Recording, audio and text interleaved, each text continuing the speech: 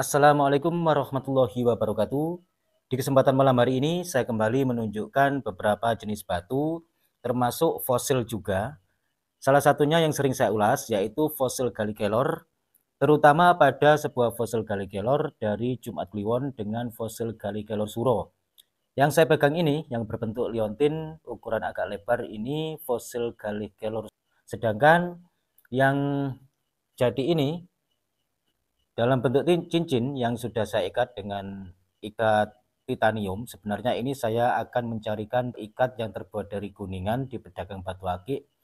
Ternyata saya muter-muter tidak ada yang pas, sehingga mau tidak mau harus saya kasih ikat. Tidak masalah dikasih ikat dengan ikat titanium ataupun monel juga tidak apa-apa. Tapi alangkah lebih baiknya jika diikat dengan kuningan, begitu. Terus yang ini fosil Gallikelor Jumat Kliwon. Ini juga sudah saya kasih ikat. Terus yang satu ini fosil Gallikelor Suro. Saya ikat juga ini. Ikatnya terbuat dari monel. Terus yang ini keduanya ini fosil kacang. Asli fosil kacang. Terus yang satu ini, nah ini masih misterius teman-teman. Ini masih misterius karena dari pendapat beberapa dari sahabat saya, ada yang mengatakan ini juga termasuk fosil kelor, ada juga yang mengatakan ini fosil bambu, ada juga yang mengatakan ini fosil hati pohon pisang, ada juga yang begitu. Makanya di sini saya tidak berani menyatakan ini jenis fosil apa. Yang jelas ini fosil, hanya saja belum tahu fosilnya itu dari jenis fosil apa. Terus ini ada batu Sulaiman.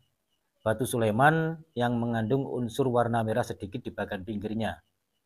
Tentunya pada sebuah batu Sulaiman itu tidak asing lagi, baik dari sahabat-sahabat yang baru menyukai batu akik ataupun yang senior, memang batu Sulaiman sudah terkenal sejak dahulu dan sangat familiar sekali dimanapun.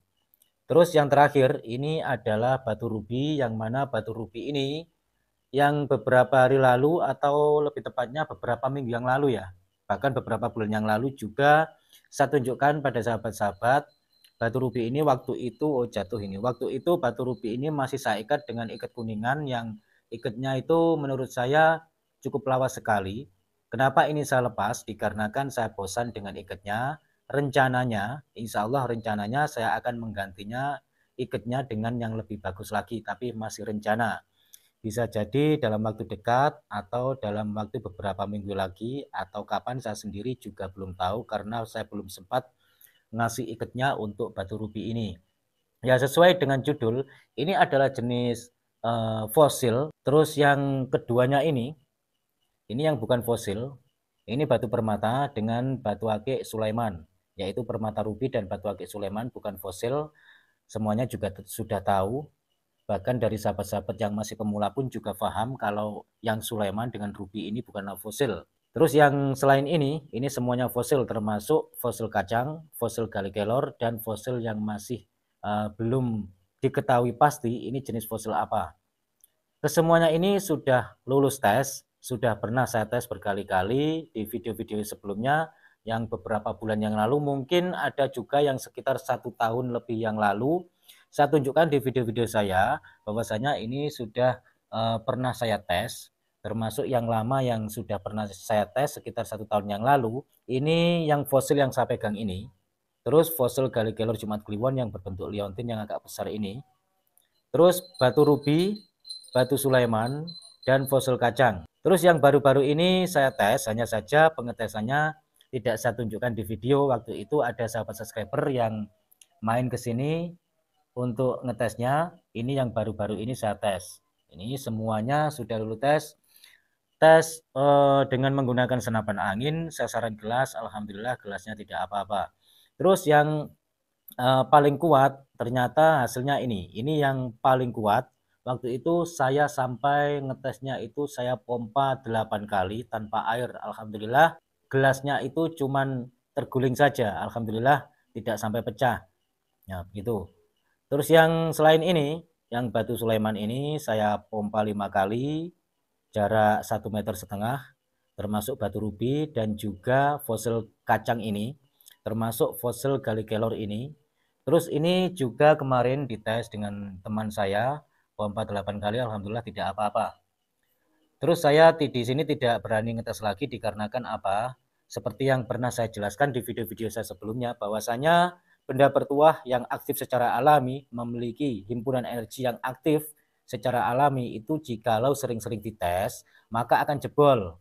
Dikarenakan apa? Dikarenakan energinya itu semakin sering dites, maka akan semakin melemah dan akan menguat lagi secara alami seiring berjalannya waktu, begitu. Makanya setiap pengetesan batu akik yang dites dengan senapan angin, entah itu pompa 4 kali, 5 kali, bahkan lebih, jarak 1 meter atau jarak 2 meter, itu biasanya kalau dites sampai 3 kali atau 4 kali, bahkan lebih, lama-lama gelasnya akan pecah. Dikarenakan apa? Energinya semakin sering dites, semakin melemah, karena energi alami yang terkandung di dalam fosil galikelor atau benda-benda lainnya, termasuk fosil kacang ini juga termasuk energi alami. Tapi mayoritas kebanyakan menganggapnya bahwa itu adalah kodam.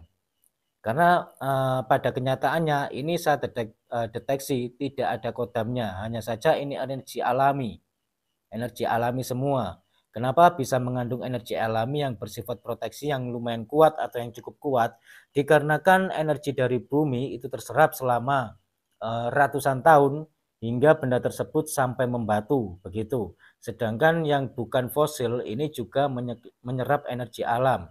Nah, tapi bukan berarti kalau yang usianya sudah ratusan tahun, yang sudah membatu atau yang sudah memfosil itu sudah pasti mempunyai energi yang aktif secara alami, yang kuat, yang bisa dites, belum tentu. Dan itu jarang sekali, tidak semua benda menghimpun energi yang bisa aktif secara alami. Kalau energinya yang terhimpun itu sudah pasti ada, tapi yang aktif itulah yang langka, begitu. Makanya sering saya katakan kenapa fosil galikelor itu dibilang langka oleh Mbah Buyut kita zaman dahulu, dikarenakan fosil galikelor yang dimaksud langka, yang dibilang langka itu adalah fosil galikelor yang aktif secara alami. Tidak cuma fosil galikelor saja, fosil-fosil dari galih lainnya atau fosil dari kayu lainnya, termasuk fosil kacang juga. Tidak semuanya fosil kacang juga aktif secara alami. Kalau menghimpun energi itu sudah pasti, semua tanpa terkecuali setiap benda itu menghimpun energi. Hanya saja untuk energi yang aktif yang bisa dipakai atau bisa dimanfaatkan bagi pemakainya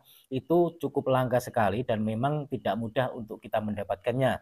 Sebenarnya untuk koleksi dari fosil galikelor dan benda-benda lainnya termasuk fosil kayu lainnya atau galih lainnya itu dahulu sudah lumayan banyak teman-teman. Hanya saja sebagian ada yang berminat untuk memaharinya dikarenakan beliau-beliau yang sudah memaharinya membutuhkan dengan alasan-alasan yang katanya dipakai untuk ageman, katanya dipakai agar mendapatkan sarana untuk keselamatan, dan juga ada yang mengatakan untuk sarana-sarana selain proteksi juga.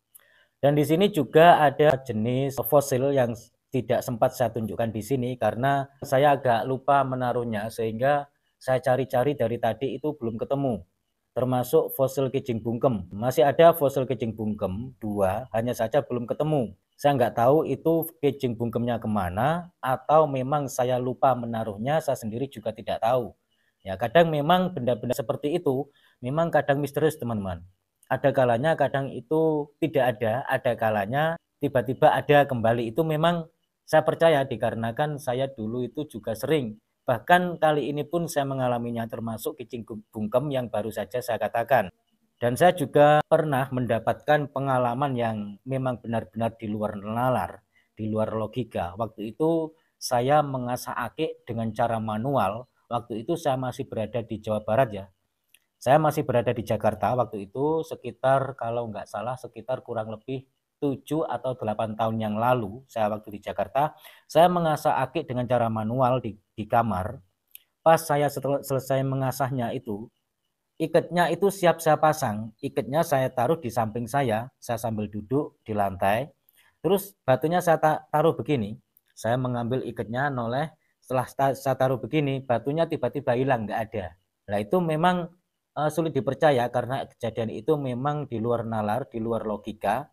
Boleh percaya, boleh tidak, yang nggak percaya juga tidak masalah, tidak apa-apa. Karena memang yang saya ceritakan ini adalah hal yang tidak masuk akal. Kalaupun tidak percaya itu wajar gitu. Ya, inilah beberapa jenis benda yang aktif secara alami yang pernah saya tunjukkan kepada sahabat-sahabat. Waktu itu saya tes dengan senapan angin sasaran gelas, alhamdulillah mampu bertahan. Hanya saja yang ketiga cincin ini dari fosil Gallicanor ini baru saya tes beberapa hari yang lalu bersama sahabat subscriber yang datang langsung ke tempat saya. Alhamdulillah bertahan, tidak apa-apa. Yang ini sudah lama saya tes, sekitar beberapa bulan yang lalu, bahkan 1 tahun lebih yang lalu. Nah, termasuk salah satunya batu akik Sulaiman, batu permata rubi, fosil kacang. Terus ini fosil kayu, belum tahu jenis kayu apa atau gali apa. Terus yang lebih besar ini fosil Gallicanor Jumat Kliwon. Ya. Baik teman-teman, pada perjumpaan kali ini cukup sekian dulu dari saya. Di sini sekaligus saya menyapa sahabat-sahabat subscriber semuanya dimanapun berada. Khususnya buat sahabat-sahabat yang pemula yang baru menyukai batu akik Nusantara. Marilah kita lestarikan batu akik Nusantara yang ada di bumi Nusantara kita ini, bumi Nusantara tercinta. Bahwasanya bumi Nusantara tercinta ini adalah bumi yang kaya raya akan hasil dari buminya, termasuk dalam tema kali ini yaitu benda bertuah yang aktif secara alami, termasuk fosil Gallicanor, fosil kayu lainnya, batu Sulaiman, fosil kacang, dan termasuk batu rubi. Memang meskipun batu rubi bukan berasal dari Indonesia, ini juga cukup familiar, cukup terkenal sekali di Indonesia. Ya, sekian dulu dari saya, kurang lebihnya saya mohon maaf, semoga bermanfaat. Wassalamualaikum warahmatullahi wabarakatuh. Rahayu, salam budaya.